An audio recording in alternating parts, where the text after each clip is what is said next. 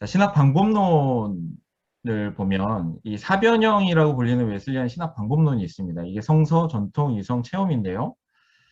이거는 이제 웨슬리가 이 네 용어를 사용한 적은 없어요. 세 개, 세 개, 두 개, 두 개 이렇게 썼습니다. 사용을 했는데 그 세 개, 세 개, 세 개, 뭐 두 개, 두 개, 두 개, 뭐 이걸 다 합쳐보니까 네 가지 요소를 가지고 세 개, 세 개, 두 개, 두 개, 뭐 이렇게 얘기를 했거든요. 그 네 가지 요소가 성서, 전통, 이성, 체험인 거예요. 혹은 성서, 이성, 전통, 체험, 뭐 이렇게. 그래서 이 교리와 어떤 신학의 권위를 이 네 가지 리소스를 통해서 세우는데, 그런데 이게요, 웨슬리가 독자적으로 하는 것이 아니라 사실 모든 신학은요, 기본적으로 성서, 이성, 전통 이 세 가지 리소스를 사용하거든요. 그렇잖아요. 여기에서 체험을 강조한 거죠. 그리고 전형적으로 영국 국교의 신학 방법론이 성서, 이성, 전통을 가지고 교리와 신학을 세워갔습니다. 리차드 후커가 어, 이걸 명시적으로 리차드 후커라는 영국 국교의 신학자가 웨슬리 이전에 이걸 명시적으로 이야기를 했죠. 그런데 여기서 중요한 것은 이 메소디스트, 그렇죠. 뭐라고 해야 되나? 예, 모던 메소디스트가 말은 이제 웨슬리는 이렇게 얘기했어 하는데 자기의 어떤 감리교 신학, 메소디스트 신학을 구성하는 데 있어서 그러니까 현대 신학, 특히 이제 모던 메소디스트 신학이 어, 권위의 우선성을 거의 평등하게 뒀다라는 비판을 받고 있습니다. 그리고 그러다 보니까 아우틀러 자체는 이게 사변형이 평등하잖아요, 사실은. 그걸 원한 건 아니에요. 우선성을 성경에 두었습니다. 우선성을 성서에 두었다라는 거죠. 그러나 이제 사변형이라는 워딩 자체, 그리고 실제로 메소디스트 신학자들, 예, 특별히 모던 메소디스트 신학자들이, 현대 감리교 신학자들이 이 방법론을 평등하게 진짜 사변형으로 쓰는 경향들도 있기 때문에, 예, 예, 비판이 있죠. 이 부분에 있어서.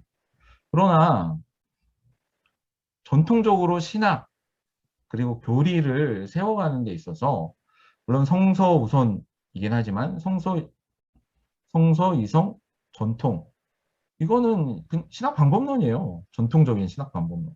네. 그리고 여기에서 이 제 책에서 이야기한 것은, 중요한 것은 이 신학 방법론도 감리회 운동의 사명을 섬기는 데 있어야 한다라는 거예요.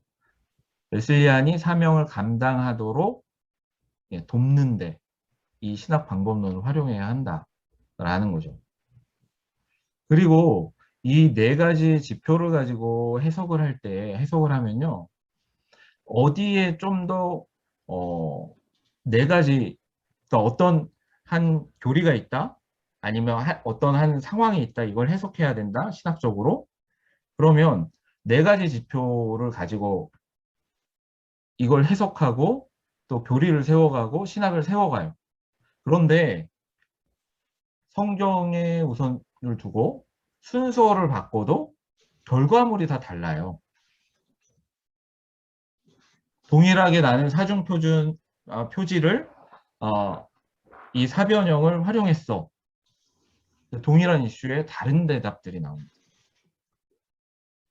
그러면 도대체 이걸 어떻게 활용하느냐, 라직이 있느냐, 저도 모르겠어요. 네. 다만 웨슬리는 성경의 우선성을 두고 그 다음에 어떤 걸 더 중요하게 여겼느냐라는 부분에 있어서 이것도 약간은 이제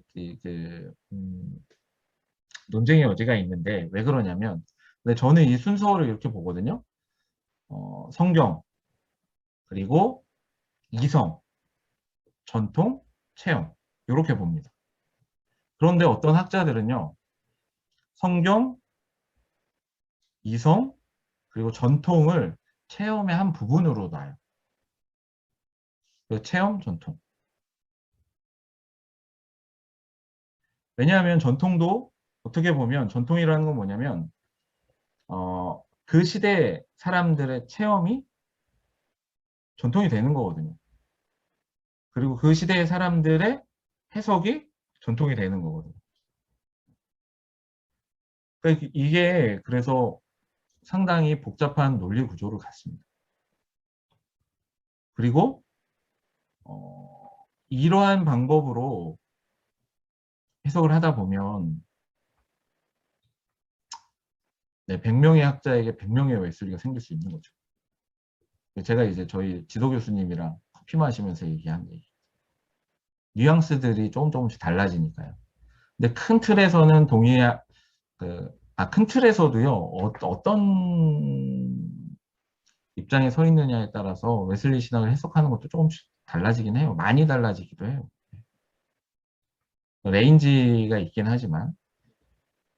그래서 이 신학 방법론으로서의 웨슬리안 사변형이 참 좋지만 이걸 구체적으로 어떻게 적용할 것인가라고 이야기했을 때는 경우의 수들이 너무 많은 거죠.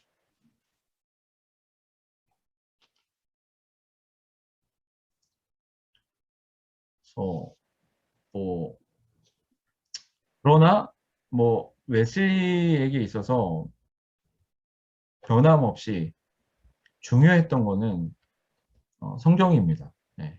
성경의 우선성. 그러나 성경이 모든 것에 해답을 주지 않잖아요. 그리고 해석이 필요하고 그런 경우에 이제 이성과 전통과 체험의 도움을 받아야 한다라고 이야기를 하는 거죠. 그리고 이성과 전통과 체험의 도움을 받기 때문에 극단으로 빠지지 않는 거죠. 그러니까 결국 영국 국교의 신학방법론하고도 일맥상통하는데 극단주의를 웨슬리도 사실은 경계했던 겁니다. 그리고 이 신학방법론에 따르면 극단주의로 가지는 않죠. 네. 그래서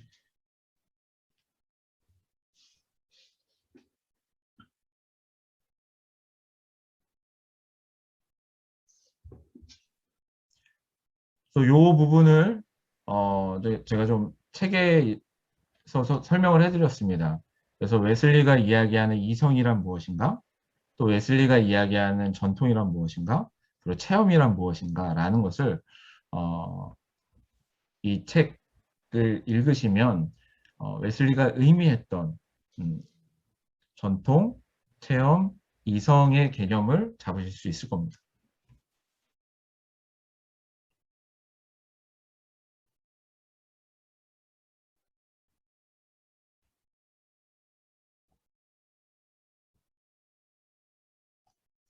그리고 이제 59페이지에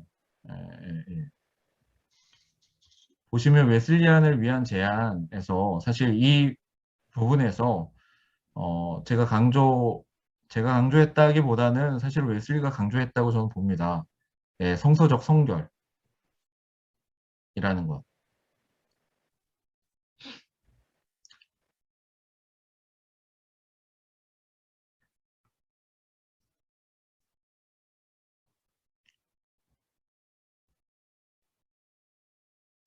요거 잠깐 제가 제 책 요 부분만 조금 읽어드리도록 하겠습니다. 마지막.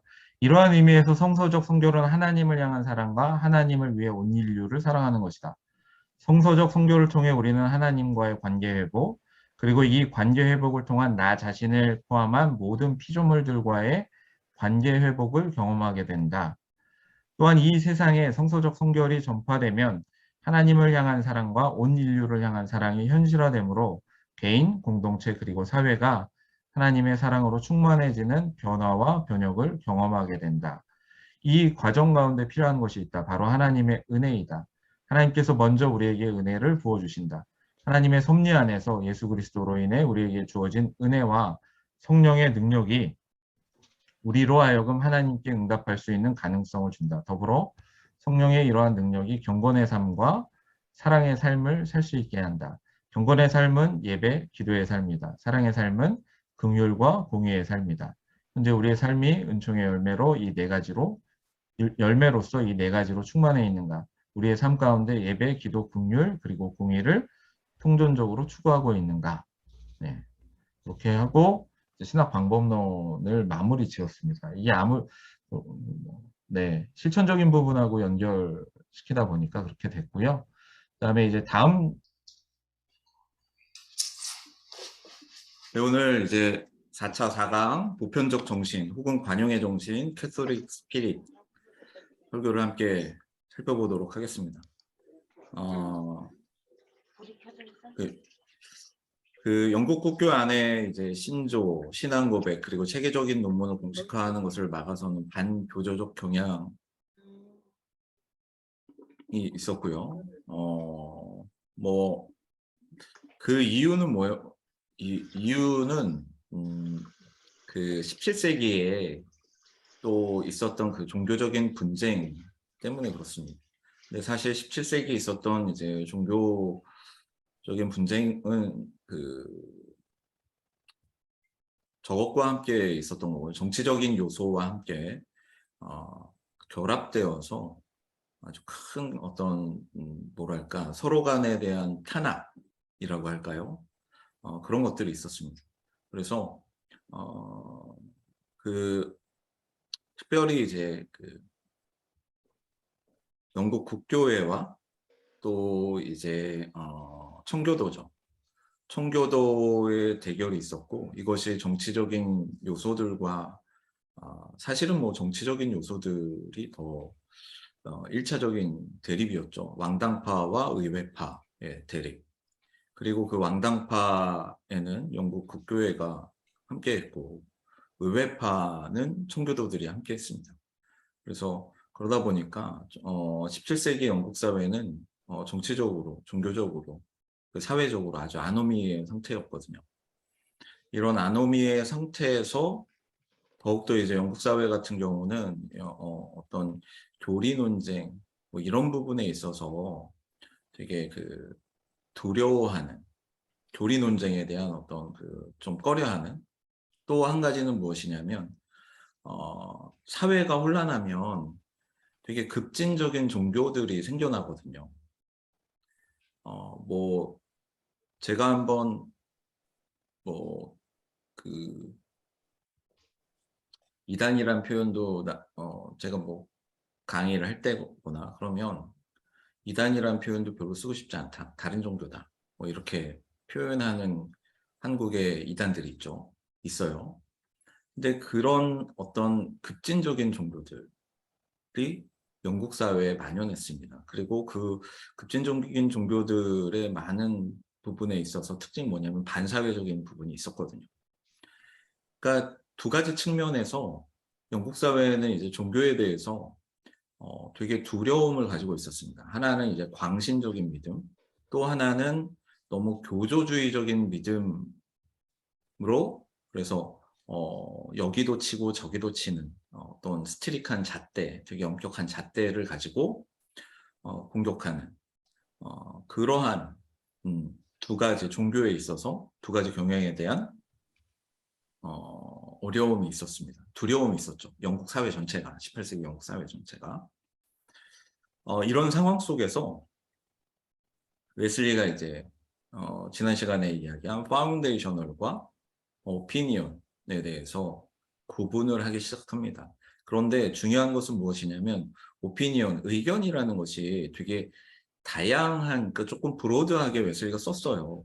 어떤 경우에 있어서는 말 그대로 그냥 뭐 그러니까 의식에 있어서 이렇게 할까 저렇게 할까? 예를 들자면 뭐 세례를 주는데 물에 담갔다가 일어나야 되냐? 물을 뿌려야 되냐? 아니면 물을 이렇게 머릿속에 넣고 흘리게 하냐? 뭐 이런 것들 있잖아요, 세례에서. 그런 예식에 대한 부분도 의견이고요. 또 이걸로만 썼느냐? 그렇지 않아요. 오늘 이따가 좀 볼 텐데 예정론은 분명히 이제 교리거든요. 그리고 의견이라고 명확하게 이야기한 교리들이 있어요. 제가 두 개를 찾았는데 하나는 예정에 대해서 예정은 의견이다 뭐 이렇게. 그리고 또 하나는 전가된 의에 대한 믿음이 있어요. 이것도 의견이다. 이렇게 이야기를 합니다. 또 제가 지난 시간에 이야기한 기독자의 완전 교리를 웨슬리가 명시적으로 파운데이셔널로 집어넣진 않았거든요. 신생은 집어넣었을지라도. 그런데 이제 마음과 삶의 성결에 그건 주로 이제 성화를 이야기하지만 성화의 시작인 신생과 또 성화의 목표, 이 땅에서의 목표인 기독자의 완전을 포함하죠. 그런데 신생 따로 구분해서 신생, 기독자의 신생 그리고 마음과 삶의 성결, 내적 성결, 외적 성결, 뭐 이런 표현들을 써요. 이렇게 파운데이셔널이다. 그런데 어디에서도 기독자의 완전을 파운데이셔널이라고 이야기하지는 않습니다. 그건 이제 지난 시간에 구원과 관련이 있는 그런 그 기준점이 있기 때문에 만약에 기독자의 완전이 명시적으로 들어가면 완전주의자들의 주장처럼 되거든요. 뭐냐면 그 기독자의 완전을 경험해야 구원받은 자 이렇게까지 나갈 수 있기 때문에 그렇게 한 것이 아닌가라는 저는 추측을 하고 있습니다. 그래서 결국 이러한 혼란한 상황 속에서 웨슬리가 보편적 정신을 추구했는데 어떻게 했느냐라고 했을 때는 한 발자국도 물러서지 말아야 될 것은 파운데이셔널이고 그렇지 않은 것들은 오피니언이라고 해서 서로 대화의 여지가 있다라고 본 거죠. 그리고 이 파운데이셔널과 오피니언은 웨슬리가 주장한 것은 아니고요.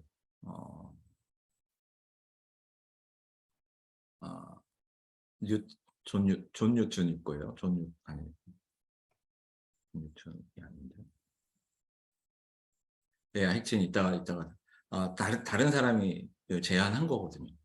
그것을 받아들인 건데 학자들은 이것이 캠브리지 플라토니즘의 영향이 좀 있지 않느냐라고 이야기를 하고 있습니다. 그래서 여기 보면 웨슬리는 기독교의 본질적 요소에 대해서 충분히 명백한 견해를 가지고 있었으나 그것들을 공식화하여 개정 불가능한 진술문으로 만들려고 시도한 적은 결코 없다. 다만 그는 로마 카톨릭 교회에 보내는 편지에서 기독교의 본질적인 요소에 대해 한 정교한 요약을 조심스럽게 작성했을 뿐이다. 어떤 경우에도 웨슬리의 관심사는 그리스도인들 사이에 줄일 수 없는 불일치의 영역을 최대한 좁히는 것이며 또한 그들의 관심사를 그리스도에 대한 믿음에 관한 논쟁으로부터 믿음 자체 그리고 믿음의 결과로 돌리려는 것이었다. 관용의 정신은 신약에서 이러한 반교조적 방법에 대한 가장 공식적인 표현이며 그 안에서 우리는 기독교의 본질적인 요소에 대한 또 하나의 진술을 발견할 수 있으며 또한 이 설교에서 웨슬리가 의견 일치를 상정할 수 있다고 생각한 것은 그의 방법과 잘 어울린다. 뭐 이렇게 이야기하고 있네요. 네. 본문을 좀 들어가 보도록 하겠습니다. 여기 보면 이제 성경 본문은 열왕기하 10장 15절 예후가 거기에서 떠나가다가 자기를 맞이하러 오는 레갑의 아들 여호나답을 만난지라 그의 안부를 묻고 그에게 이르되 내 마음이 내 마음을 향하여 진실함과 같이 내 마음도 진실하냐 하니 여호나답이 대답하되 그러하니이다. 이르되 그러면 나와 손을 잡자. 손을 잡으니 이 성경 말씀으로 설교를 시작하고 있습니다. 제가 1번 읽어보도록 하겠습니다. 사랑이 온 인류에게 마땅히 주어져야 한다는 것은 사실입니다. 주님께서 이렇게 말씀하셨습니다. 내 이웃을 사랑하고 내 원수를 미워하라는 것을 너희가 들었으나 나는 너희에게 이르노니 너희 원수들을 사랑하며 너희를 저주하는 자들을 축복하고 너희를 미워하는 자들에게 선을 행하며 악의를 품고 너희를 다루며 너희를 핍박하는 자들을 위해 기도하라. 그리하면 너희가 하늘에 계신 너희 아버지의 자녀가 되리니 즉 온 인류에게 그렇게 보이리니 그분께서는 자신의 해를 악한 자와 선한 자 위에 떠오르게 하시며 비를 의로운 자와 불의한 자 위에 내려 주시느니라. 그러나 또 한편 분명한 것은 우리가 하나님을 사랑하는 형제들에게 특별한 사랑의 빚을 지고 있다는 사실입니다.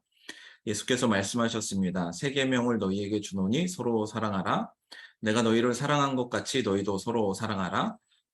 너희가 서로 사랑하면 이로써 모든 사람이 너희가 내 제자인 줄 알리라. 이것은 사도 요한이 그렇게도 자주 강력히 역설했던 바로 그 사랑입니다. 이는 우리가 서로 사랑해야 한다는 이 소식이 너희가 처음부터 들은 소식이기 때문이라. 하나님께서 우리를 위해 자신의 생명을 버리셨으므로 우리가 이로써 그분의 사랑을 깨닫나니 만일 사랑이 우리에게 그것으로 부른다면 우리가 형제들을 위해 우리의 생명을 버리는 것이 마땅하니라. 사랑하는 자들아, 쭉 이렇게 성경 말씀이 있습니다. 읽어보시면 되고요. 모든 사람이 이 진리를 옳다고 인정합니다. 그러나 과연 모든 사람이 이 진리를 실천하고 있습니까?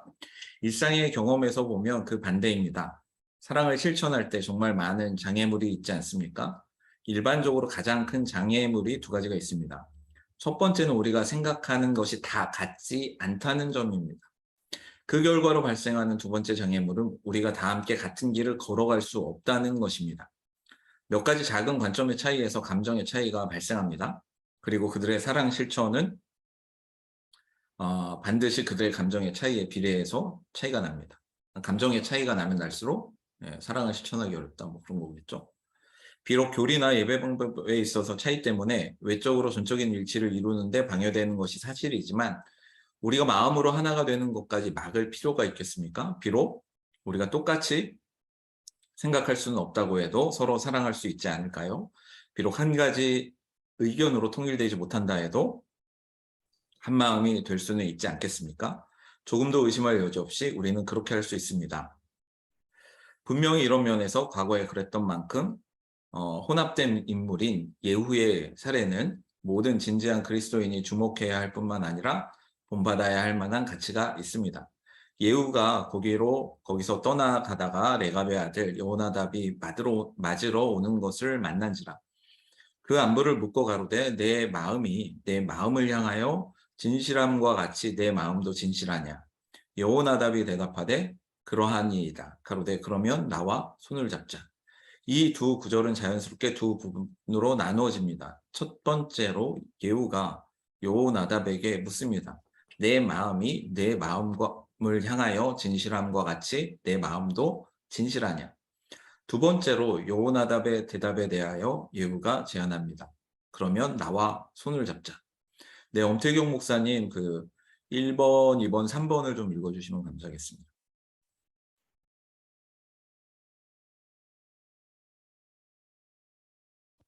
그러면 먼저 예후가 여호나답에게 던진 질문, 내 마음이 내 마음을 향하여 진실함과 같이 내 마음도 진실하냐에 대해 살펴보겠습니다.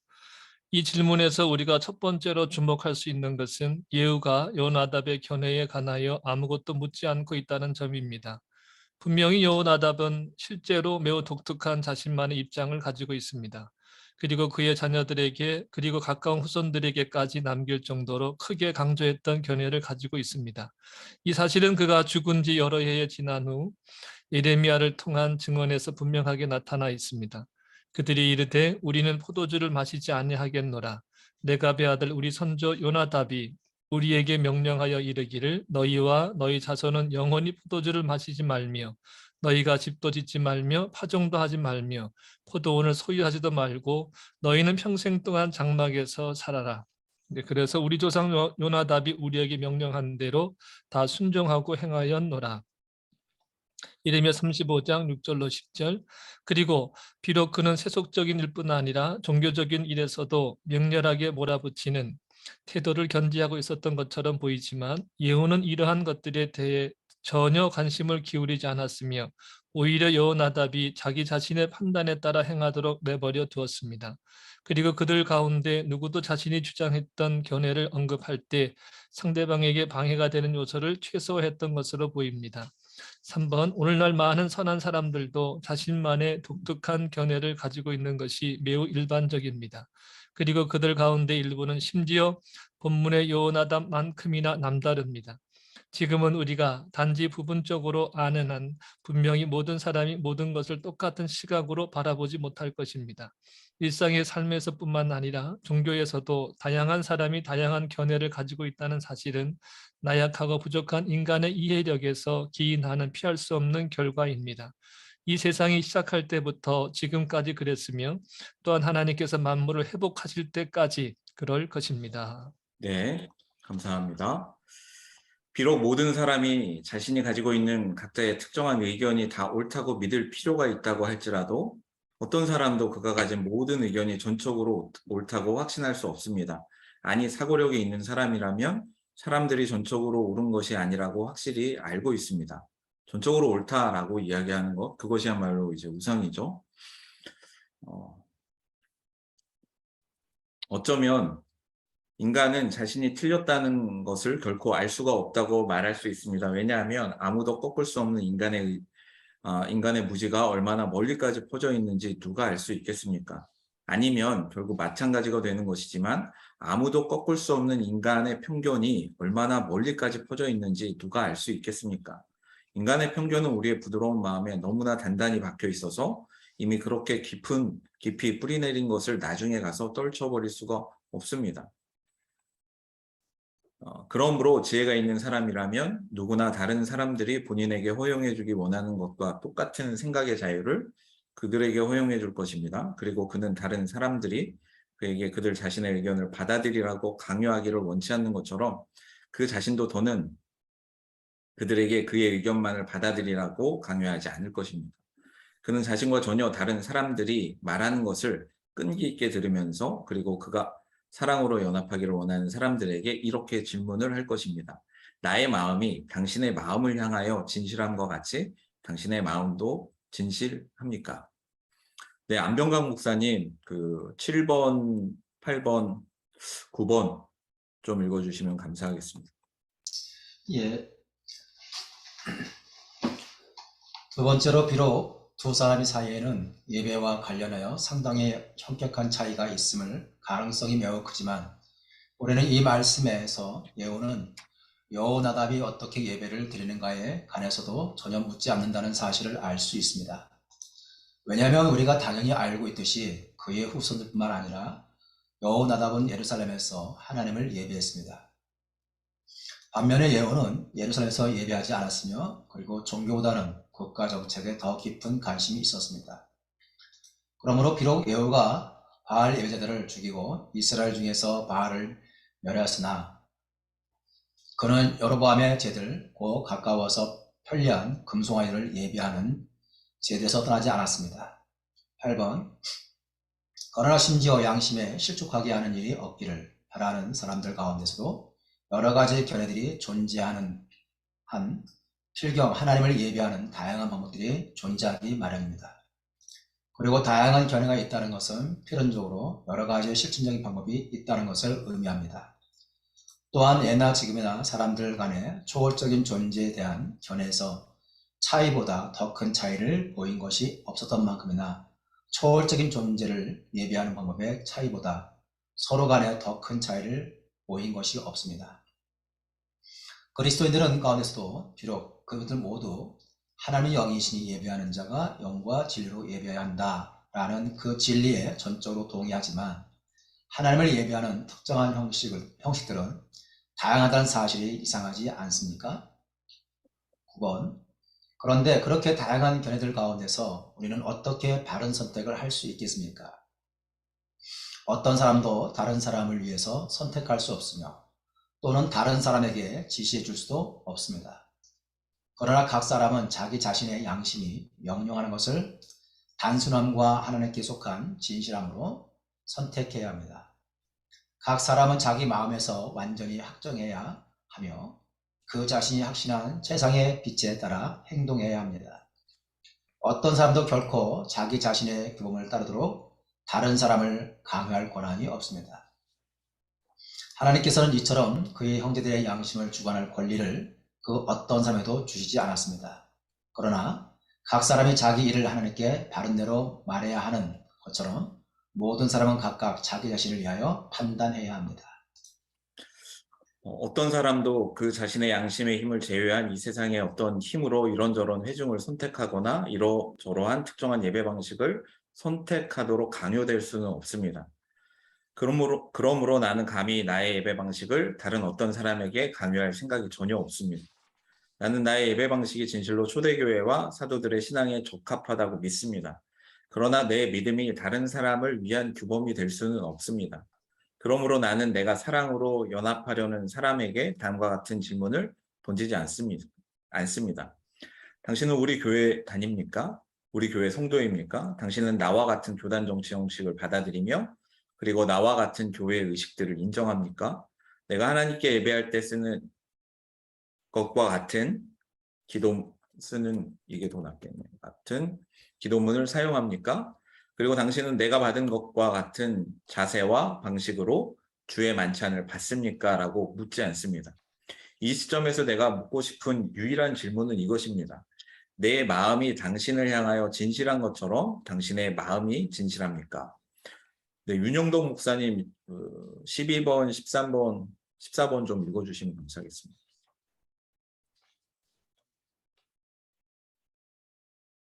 그러나 이 질문에서 정확히 의도하는 바가 무엇이겠습니까? 나는 예후가 그 질문으로 무엇을 의미했는가를 물으려는 것이 아닙니다. 오히려 예수를 따르는 자가 그의 믿음의 형제 가운데 어떤 이에게 이런 질문을 했을 때 그것이 무엇을 의미하는지를 묻고 있는 것입니다. 이 질문이 나타내는 첫 번째 뜻은 이것입니다. 여러분의 마음이 하나님을 향하여 진실합니까? 여러분은 하나님의 존재를 믿으며 또 하나님의 완전하심을 믿습니까? 하나님의 영원하심, 광대하심, 지혜, 권능을 믿으며 또한 하나님의 공의로우심, 자비하심, 진실하심을 믿습니까? 여러분은 하나님께서 지금 그의 능력의 말씀으로 만물을 붙드시고 계신다는 사실을 믿습니까? 그리고 하나님께서는 자신의 영광을 위하여 그리고 하나님을 사랑하는 자들의 유익을 위하여 심지어 가장 사소한 것조차도 심지어 가장 악독한 것조차도 다스리신다고 여러분은 믿습니까? 여러분은 하나님의 일들에 대한 신적 증거, 곧 초자연적 확신이 있습니까? 여러분은 믿음으로 행하고 보는 것으로 행하지 아니합니까? 여러분은 보이는 것들을 바라보지 아니하고 보이지 않는 것들을 바라보고 있습니까? 13번 여러분 주 예수 그리스도 곧 만물 위에 계셔서 세세의 찬양을 받으실 하나님을 믿습니까? 예수 그리스도께서 여러분의 영 안에 계시되어 계십니까? 여러분은 예수 그리스도와 그가 십자가에 못 박히신 것을 알고 있습니까? 그리스도께서 여러분 안에 계시고 여러분도 그의 안에 거하십니까? 믿음으로 말미암아 그리스도께서 여러분 마음에 형성되셨습니까? 여러분 자신의 모든 일, 곧 여러분 자신의 의의는 자신의 것이 아니라고 전적으로 포기하고 여러분은 예수 그리스도의 믿음으로 말미암아 자기 자신을 하나님의 의에 복종하셨습니까? 여러분은 자기 자신의 의가 아니라 믿음으로 말미암아 하나님에게서 난 의를 소유한 채 그리스도 안에서 발견되셨습니까? 그리고 여러분은 그리스도를 통해서 믿음의 선한 싸움을 싸우며 영원한 생명을 붙들고 계십니까? 여러분의 믿음은 사랑의 활력으로 가득 차 있습니까? 여러분은 하나님을 사랑하십니까? 마음을 다하고 목숨을 다하고 뜻을 다하고 힘을 다하여 주 너의 하나님을 사랑하라. 여러분은 오직 하나님 안에서만 여러분의 모든 행복을 찾고 있습니까? 그리고 여러분은 자신이 찾고 있는 모든 행복을 발견하셨습니까? 여러분의 영이 계속 주를 크게 높이고 여러분의 영이 하나님, 곧 여러분의 구원자를 기뻐하였습니까? 범사에 감사하라는 말씀을 배우고 나서 여러분은 감사하는 것이 기쁘고 즐거운 일이라는 사실을 깨달으셨습니까? 하나님께서 당신의 영혼 한가운데를 차지하고 있습니까? 하나님만이 여러분이 소망하는 모든 것의 전부입니까? 그런 이유로 여러분은 자신의 보물을 하늘에 쌓아두려고 하며 그리고 다른 모든 것들을 단지 배설물로 여기고 있습니까? 하나님에 대한 사랑 때문에 세상에 대한 사랑을 내버렸습니까? 그 다음 여러분은 세상에 대하여 십자가에 못 박혀 있습니까? 모든 땅의 것에 대하여 여러분은 죽었고 여러분의 생명은 그리스도와 함께 하나님 안에 감추어져 있습니까? 네. 제가 15번 읽어보겠습니다. 여러분은 자기 뜻을 행하려고 일하지 아니하고 여러분을 보내신 분의 뜻을 행하려고 시간을 들이고 있습니까? 여러분이 하나님께서 맡겨주신 사명을 마치고 아버지의 집으로 돌아갈 때까지 잠시 이 세상에서 순례의 길을 걸어가게 하시고 이 낯선 땅에서 며칠을 보내게 하신 하나님의 뜻에 따라 행하고 있습니까? 하늘에 계신 여러분 아버지의 뜻대로 행하는 것이 바로 여러분의 더할 나위 없는 기쁨입니까? 모든 것에서 여러분의 눈은 성합니까? 여러분의 눈은 언제나 아버지께 고정되어 있습니까? 여러분의 눈은 언제나 예수를 바라보고 있습니까? 여러분이 무엇을 하든지 주님만을 향하고 있습니까? 여러분이 모든 일에서, 여러분의 모든 사업에서, 여러분의 모든 교제에서 주님만을 향하고 있습니까? 모든 일에서 오직 하나님의 영광만을 목표로 삼고 있습니까? 여러분이 무엇을 하든지 말에서나 일에서나 다 주 예수의 이름으로 하고 그분을 힘입어 하나님 아버지께 감사합니까? 여러분은 하나님의 사랑으로 인하여 하나님을 경외하고 섬기고 있습니까? 여러분은 하나님의 사랑 때문에 떨며 기뻐하고 있습니까? 여러분은 죽음이나 지옥에 대해서 두려워하기보다 하나님을 기쁘시게 하지 못할까 봐 두려워하고 계십니까? 하나님의 영광스러운 눈을 범하는 일에 관한 생각만큼 여러분에게 끔찍한 일이 있습니까? 이러한 근거로 여러분은 모든 악한 행위를 미워하고 하나님의 거룩하고 완전한 법을 위반하는 모든 행위를 증오하십니까? 그리고 여러분은 하나님과 사람에 대하여 항상 양심에 꺼리낌 없기를 스스로 힘쓰고 있습니까? 여러분은 모든 사람을 예외 없이 자기 자신과 같이 사랑하십니까? 여러분이 만일 자신에게 선을 행하는 자들에게만 선을 행하면 무슨 칭찬을 받겠습니까? 여러분은 자신의 원수를 사랑하십니까?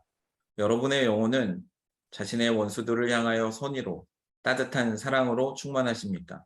여러분은 심지어 하나님의 원수들도 사랑하십니까? 여러분은 감사할 줄 모르는 사람들과 경건하지 못한 사람들도 사랑하십니까? 여러분은 가장 깊은 곳으로부터 그 사람들을 불쌍히 여기십니까? 그리고 여러분은 자기를 저주하는 자들을 축복하고 악의를 품고 여러분을 다루며 여러분을 핍박하는 자들을 위해 기도함으로써 이러한 사랑을 나타내십니까? 여러분은 자신의 사랑을 행동으로 드러내고 있습니까? 여러분은 시간이 허락되는 동안 기회 있는 대로 그들이 선하든 악하든 모든 사람에게 곧 이웃이나 이방인이나 친구들이나 원수들에게 선을 베풀고 있습니까? 여러분은 그 모든 사람에게 여러분이 할 수 있는 모든 선한 일을 행하십니까? 여러분은 그들에게 필요한 모든 것을 제공하려고 애를 쓰면서 그들의 욕심뿐 아니라 그들의 영혼을 위해서 여러분이 할 수 있는 온 힘을 다하여 그들을 도와주고 있습니까? 만일 여러분이 그렇게 하길 원한다면 그렇습니다. 만일 여러분이 진심으로 그렇게 하길 소망하고 또 여러분이 그것을 이룰 때까지 계속해 나간다면 모든 그리스도인이 내 마음이 당신을 향하여 진실한 것처럼 당신의 마음이 진실합니다 라고 말할 수 있습니다. 네, 김재평 목사님 네, 2-1, 2 좀 읽어주시면 감사하겠습니다. 감사합니다. 2-1 내가 그러면 나와 손을 잡자 열왕기하 10장 15절라고 말한다고 해서 내 의견과 하나가 되시오라고 의미한 것이 아닙니다. 여러분은 그럴 필요가 없습니다. 나는 그것을 기대하지도 않으며 또한 그것을 바라지도 않습니다. 그렇다고 나는 제가 당신의 견해를 따르겠습니다 라고 의미한 것도 아닙니다. 나는 그럴 수 없습니다. 그것은 저의 선택에 달려있지 않습니다. 나는 내가 원하는 대로 보거나 들을 수 없는 것처럼 내 마음대로 생각할 수 없습니다. 내가 나의 견해를 간직하듯이 당신의 견해를 간직하십시오. 그것도 여전히 변함없이 당신의 견해를 간직하십시오. 여러분이 나의 견해에 합류하려고 애를 쓰거나 혹은 내가 당신의 견해에 합류하게 하려고 애를 쓸 필요도 없습니다. 나는 그러한 점들을 주제로 논쟁하고 싶지 않습니다. 또 그런 점들에 관하여 한마디라도 듣거나 말하고 싶지 않습니다. 모든 주장은 이 편이든 저 편이든 그대로 둡시다. 다만 나와 손을 잡으십시오. 내가 저의 예배의 형식을 받아들이십시오 라고 의도한 것도 아니며 혹은 제가 당신의 예배 형식을 따르겠습니다 라고 의도하는 것도 아닙니다. 이것 또한 당신의 선택이나 혹은 저의 선택에 따라서 결정되는 것이 아닙니다. 우리는 모두 각각 자기 마음으로 확정한 로마서 14장 5절대로 행동해야 합니다. 여러분에게 가장 하나님의 뜻에 적합하다고 생각되는 것을 굳건하게 붙드십시오. 저도 그렇게 할 것입니다. 나는 성공회식 교회 제도가 성경적이며 또한 사도로부터 전해졌다고 믿고 있습니다. 만일 여러분이 장로교 형식이나 또는 혹은 독립교회 형식이 더 좋다고 생각한다면 계속해서 그렇게 생각하시고 또한 그 형식에 따라서 행동하십시오. 나는 유아들이 세례를 받아야 한다고 믿습니다. 그리고 유아 세례가 몸통을 물에 담그는 방식으로 혹은 머리에 물을 뿌리는 방식으로 행할 수 있다고 믿습니다. 만일 여러분은 다른 방식을 확신하신다면 계속 그렇게 확신하시고 여러분 자신의 방법을 따르십시오. 나는 기도문의 형식들이 꼭 필요하다고 생각하며 특히 큰 회중 가운데서 더욱 그렇다고 믿습니다. 그러나 만일 여러분이 즉흥적인 기도가 더욱 유익하다고 생각하시면 여러분의 판단에 따라 적절하게 행동하십시오. 제 생각으로는 사람들이 세례 받을 때 물을 금하지 말아야 하며 그리고 죽임을 당하신 우리 주님을 기념하는 성찬에서는 떡을 먹고 포도주를 마셔야 합니다. 그러나 만일 여러분이 여기에 대해 확신이 서지 않는다면 당신이 옳다고 여기는 견해에 따라 행동하십시오. 네, 감사합니다. 김웅래 전도사님, 네네. 3번, 4번 좀 읽어주시면 감사하겠습니다. 3번, 4번. 네, 네, 나와 3번, 4번 손을 읽겠습니다. 잡으십시오. 네, 나와 손을 잡으십시오 라는 말은 첫 번째로 나를 사랑해 주십시오 라는 의미입니다. 만일 내 마음이 당신을 향하여 온전한 것처럼 만일 당신의 마음이 나를 향하여 온전하다면 형제보다 더 가까운 친한 친구처럼 부드러운 사랑으로 나를 사랑해 주십시오. 그리스도 안에 있는 형제처럼 곧 새 예루살렘의 이웃이며 우리 구원의 대장 히브리서 2장 10절 말씀. 네. 예수님의 지휘 아래 같은 싸움에 참여하는 하나된 군사처럼 나를 사랑해 주십시오. 예수 그리스도의 왕국과 인내에 동참하는 자. 요한계시록 1장 9절 말씀. 자로서 그리고 그리스도의 영광에 참여할 공동 상속자로서 로마서 8장 17절로서 저를 사랑해 주십시오. 4번 오래 참고 온유한 고린도전서 13장 4절 사랑으로 여러분이 온 인류를 사랑하는 사랑보다 더 높은 수준으로 나를 사랑해 주십시오. 그런 사랑은 내가 무지하거나 혹은 길에서 벗어나 있어도 참아주며 내 짐을 대신 져주고 그 짐을 무겁게 하지 않으며 그리고 친절하며 부드럽고 동정심이 많습니다.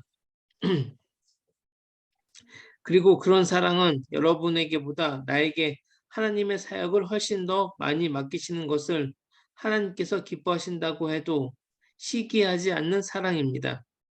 어떠한 어리석은 모습이나 혹은 어떠한 결점들을 보고도 쉽게 성내지 아니하는 고린도전서 13장 5절 말씀.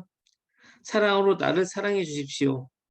또한 때때로 여러분에게 심지어 내가 하나님의 뜻에 따라 행동하지 않는 것처럼 보인다고 해도 나를 사랑해 주십시오. 나에 대해서 악한 것을 생각하지 아니하도록 곧 모든 시기와 사악한 억측을 떨쳐버리기 위해서 저를 사랑해 주십시오. 모든 것을 덮어주는 고린도전서 13장 7절 말씀. 사랑으로 즉 나의 결점이나 약점을 드러내려고 하지 않는 사랑으로 저를 사랑해 주십시오. 모든 것을 믿는 사랑으로 곧 언제나 기꺼이 가장 좋은 것을 생각하고 나의 모든 말과 모든 행동에 대해 최고 좋은 뜻으로 받아들이는 사랑으로 나를 사랑해 주십시오. 바라던 일이 이루어지지 않았거나 혹은 바라던 상황대로 이루어지지 않았더라도 모든 것을 바라는 사랑으로 나를 사랑해 주십시오. 그리고 무슨 잘못된 것이 있더라도 결국 하나님 은총에 의해 교정될 것이며 또한 예수 그리스도 안에 있는 하나님의 풍성한 자비하심으로 필요한 것은 무엇이든지 마침내 공급될 것이라고 끝까지 바라는 사랑으로 저를 사랑해 주십시오. 네. 신동인 목사님, 예. 5번하고 6번 좀 읽어주시면 감사하겠습니다. 예, 읽겠습니다.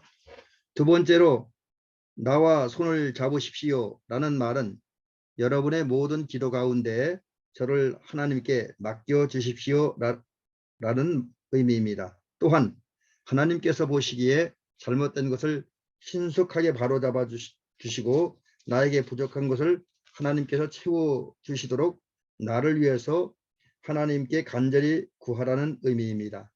하나님께서 여러분과 함께 계시는 바로 그때 나의 마음이 더욱 여러분의 마음과 같이 되어 하나님께뿐만 아니라 사람들에게도 온전할 수 있도록 간청해 주시기를 바랍니다. 그리고 보이지 않는 것들 히브리서 11장 1절 더 큰 믿음을 가지며 그리스도 예수 안에 있는 하나님의 사랑에 대하여 더욱 굳건한 확신을 갖도록 간구해 주십시오. 또한 더욱더 변함없이 믿음으로 행하고 보는 것으로 해가지 아니하며 고린도 후서 5장 7절 말씀 더욱더 간절히 영원한 생명을 붙잡을 수 있도록 간청해 주십시오. 나의 마음속에 하나님에 대한 사랑과 인간에 대한 사랑을 더욱 풍성하게 부어주셔서 하늘에 계신 내 아버지의 뜻을 행하는 마태복음 12장 57절 행하는 데에 있어서 더욱더 열정적이고 더욱더 적극적인 사람이 되며 또한 더욱더 선한 일에 열심을 내고 디도서 2장 14절 악은 어떤 모양이라도 버리는 데살로니가전서 5장 22절에 버리는데 더욱더 주의를 기울일 수 있도록 기도해 주십시오. 세 번째로 나와 손을 잡으십시오 라는 말은 나에게 사랑과 선행을 격려하라는 히브리서 14장 24절이라는 의미입니다. 여러분이 기회를 얻는 대로 무엇이든지 나의 영혼에 유익하다고 생각하는 것을 나에게 사랑으로 말해 줌으로써 여러분의 기도가 이루어지게 해 주십시오.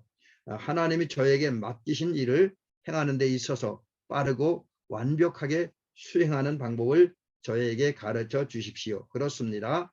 내가 나를 보내신 이의 뜻을 행하려 하기보다 내 뜻을 행하려 하는 요한복음 6장 38절 하는 것으로 여러분에게 보일 때 우정 어린 말로 저를 질책해 주시고 꾸짖어 주십시오. 시편 154편 5절.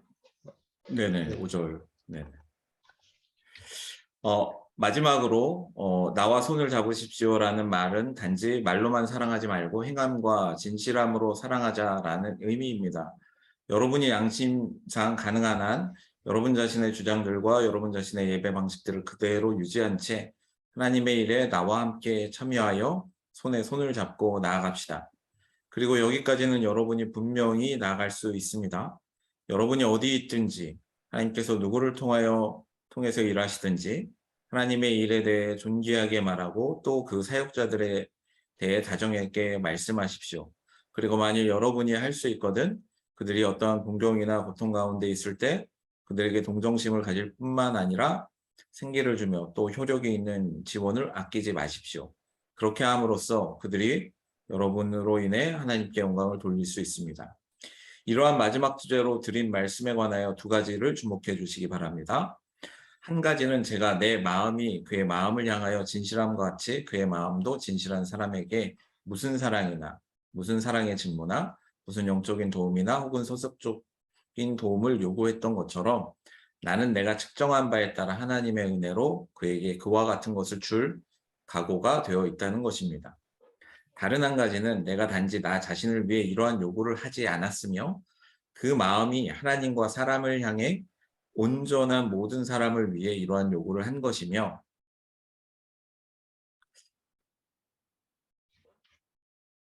또한 그리스도께서 우리를 사랑하신 것 같이 우리 모두 서로 사랑할 수 있게 하려고 했다는 것입니다. 네, 여기까지 읽었고 그 다음 3-1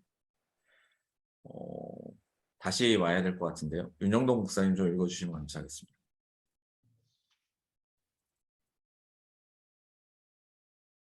몇 번까지 읽을까요? 1번만 읽을까요?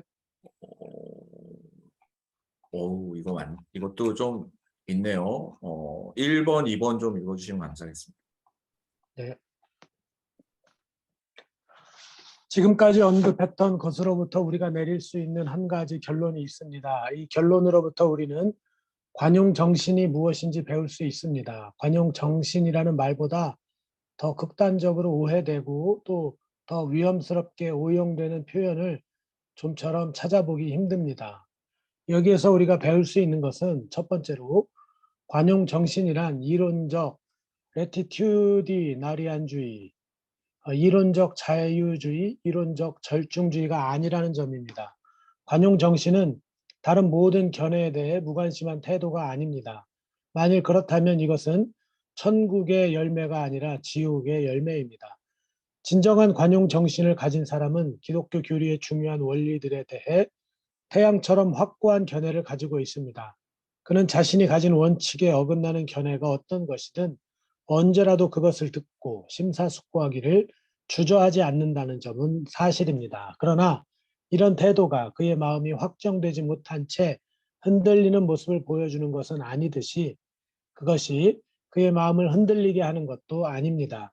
그는 두 의견 사이에서 머뭇거리고 있지 않으며 또한 두 의견을 하나로 결합시키려고 헛되이 애를 쓰지 않습니다. 단지 여러분이 명료하게 이해하지 못하기 때문에 여러분의 마음이 온통 안개 속에서 헤매기 때문에 그리고 여러분이 자신에게 확정되고 변함없는 원칙들이 전혀 없어서 모든 견해를 함께 뒤섞기 때문에 자신이 무슨 생각을 견지하고 있는지 모르는데도 자기 자신을 관용 정신을 가진 사람이라고 부르는 여러분이요. 이 말에 주목하십시오. 여러분은 자신의 길에서 상당히 멀리 벗어나 있음을 깨달으십시오. 여러분은 자신이 어디에 있는지조차 모르고 있습니다. 먼저 가서 예수 그리스도의 복음 가운데 제일 중요한 진리들을 배우십시오. 그런 다음에 여러분은 진정한 관용 정신에 속한 것을 배우게 될 것입니다. 지금까지 언급한 것으로부터 두 번째로 우리가 배울 수 있는 것은 관용 정신이란 결코 어떤 종류의 실제적 레디튜디나리안주의, 실용적 자유주의 혹은 실용적 절충주의가 아니라는 점입니다. 관용 정신은 공적 예배에 대해서 혹은 공적 예배를 수행하는 외적인 방식에 대해서 절대 무관심하지 않습니다. 만일 그렇다면 이건 역시 축복이 아니라 저주일 것입니다. 그렇다고 하면 관용의 정신은 그것이 지속되는 한 우리에게 도움이 되기는커녕 하나님을 영과 진리로 예배하는 데 있어서 이루 말할 수 없는 장애가 될 것입니다. 그러나 진정으로 관용 정신을 가진 사람이라면 지성소의 중심을 두고 다른 모든 것을 판단할 것이며 그가 참여하는 예배의 특정한 방식에 관하여 결코 의심하거나 의문을 품지 않을 것입니다. 그는 자신이 참여하고 있는 하나님을 예배하는 이러한 방법이 성경적일 뿐 아니라 이성적이라는 사실을 분명히 확신할 것입니다.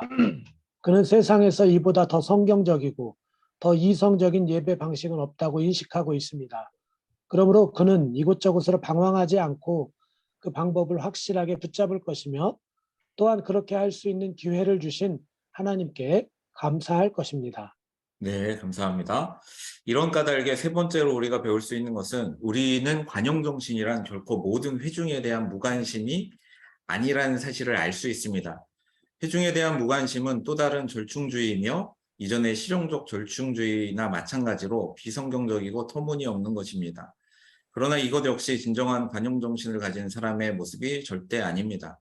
참된 관용정신을 가진 사람은 자기 원칙들에 투철할 뿐만 아니라 자기 회중에 관해서도 확고합니다.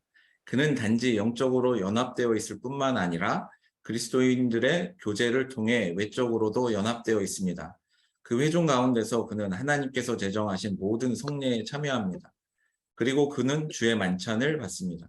거기에서 그는 공중기도 가운데 자신의 영을 다 쏟아놓고 회중 찬양과 감사에 참여합니다. 거기에서 그는 화목하게 하는 말씀, 곧 하나님의 은총의 복음을 듣고 기뻐합니다. 그의 가장 가까운 사람들, 가장 사랑하는 형제들과 함께 이러한 일들에 참여하며 거룩한 절기마다 금식함으로써 하나님을 찾습니다. 그가 책망하며 권면하며 위로하며 꾸짖으며 그리고 모든 방법으로 믿음 안에서 서로 세워주면서 자신의 영혼을 돌보는 것처럼 그는 특별히 이러한 형제들을 사랑으로 보살핍니다. 그는 형제들을 자기 자신의 가족으로 여깁니다. 그러므로 하나님께서 그에게 주신 능력에 따라 마땅히 그들을 보살피며 그리고 그들이 자신의 삶과 경건 생활에 필요한 모든 것을 누릴 수 있도록 그들에게 공급할 것입니다. 여기에서 다 1, 2, 3번의 핵심 키워드가 있거든요. 그게 무엇이냐면 무관심이에요. 이게 그냥 나온 게 아니라 철학적으로 보면 특히 이제 그 영국 철학에서 관용이라는 용어를 제일 처음에 쓴 사람은 존 로크입니다. 경험주의 철학자 존 로크예요. 그리고 존 로크는 이제 17세기 주로 이제 17세기에 활동을 했는데 아까도 처음에 17세기의 영국 사회는 정치와 종교가 맞물려서 사회의 아노미를 일으켰던 그 시기였거든요. 그리고 수많은 다양한 종교들이 있었고, 그러니까 급진주의적인 경향들이 있었고 종교에 뭐 수많은 종파 또는 뭐 레디컬 릴리전들, 급진주의 종교들, 이 종교와 종교 간의 사이가 너무나 안 좋았습니다. 그래서 이 문제를 어떻게 해결할까? 종교적 관용이 필요하다. 근데 이제 우리가 관용이라는 것은 품고 보듬고 뭐 이런 거잖아요. 우리가 생각하는. 근데 존 로크가 이야기했던 관용은요. 특히 종교적 관용은요. 그냥 무관심입니다. 너는 너대로, 나는 나대로. 서로 무관심하죠. 이거였어요. 그리고 그 무관심이라는 키워드로 한 경향이 생겨났는데 그게 레티튜더나리아니즘입니다. 그러니까 레티튜더나리아니즘은요. 뭐 이신론자들도 그래 와.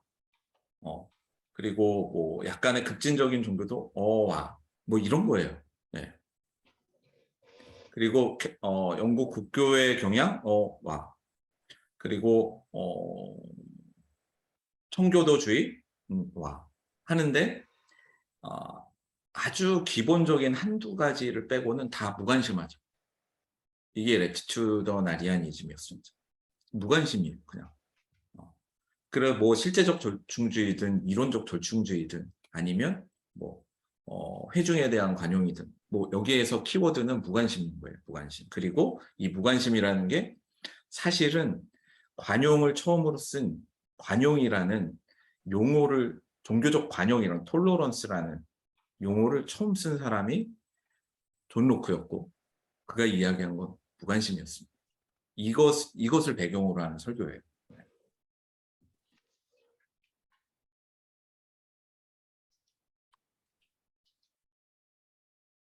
김웅래 전사님, 네, 4번, 예.